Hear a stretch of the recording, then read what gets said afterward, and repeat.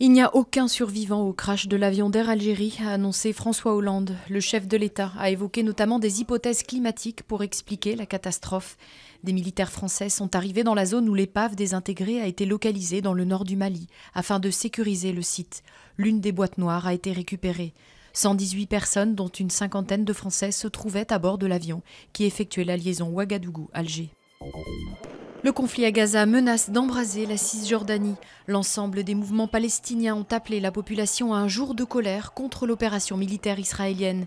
Des manifestations à haut risque alors que jeudi soir, de violents heurts avec les forces de sécurité d'Israël ont éclaté à Ramallah et Jérusalem-Est. Au 18e jour de l'offensive, les efforts diplomatiques se poursuivent pour obtenir une trêve dans la bande de Gaza, où plus de 800 Palestiniens ont été tués.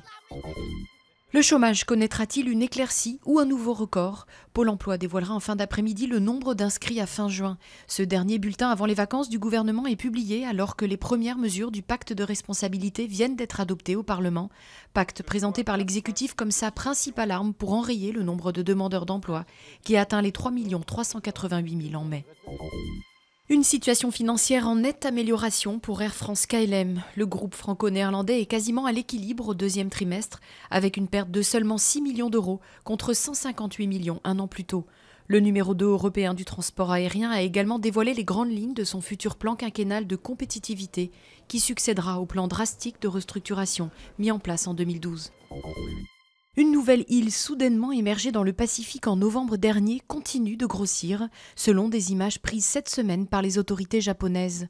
Située à 1 millier de kilomètres au sud de Tokyo, elle a fini par se fondre avec une autre île inhabitée.